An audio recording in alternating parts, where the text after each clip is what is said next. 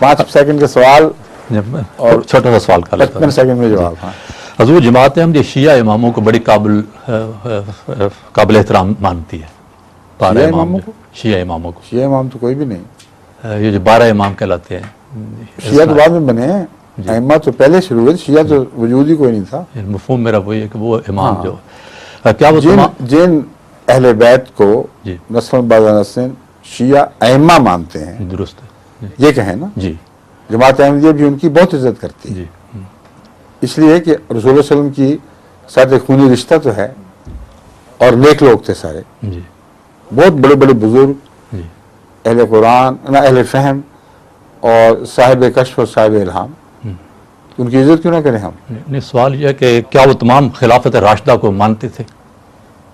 مانتے تمام کی تو مجھے پتہ نہیں, ساری بحث میں 1 منٹ میں کیسے اٹھا سکتا ہوں, لیکن جن ائمہ جو چوٹی کے ائمہ ہیں ان کے سامنے جب خلفاء راشدہ کے خلاف بات کی گئی تو وہ جوش سے اٹھ کھڑے ہوئے, انہوں نے نکال دیا اس شخص کو وہاں سے, مجلس سے. ان کے متعلق بات کرتے ہیں جن کے متعلق قرآن کہہ رہا ہے کہ یہ وہ لوگ تھے جنہوں نے جو اپنی نیکیوں اور تقویٰ میں آگے بڑھ گئے اور اللہ ان سے راضی ہو گیا اور ان کی بیعتیں قبول ہو گئیں, تو بعد میں آنے والے ان پر باتیں کرتے ہیں تم کون ہوتے, تمہارا کیا حق ہے.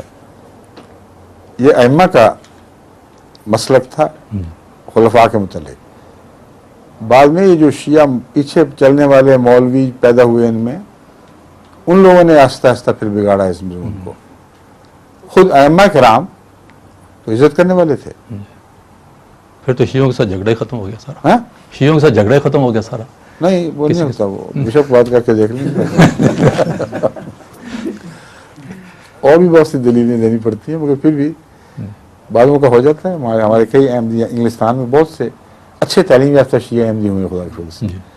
اور ایک نے تو مجھے بتایا کہ ایم اے یا ایم ایس سی ہے, اس نے میری سوال جواب کی کیسٹ ایک سنی تھی, اصولی طور پر شیعہ اور غیر شیعہ کی گفتگو.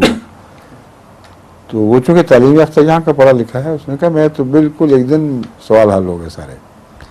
میرا خاندان بڑا مخالف ہے لیکن کہتے مجھے خود کو پرواہ نہیں.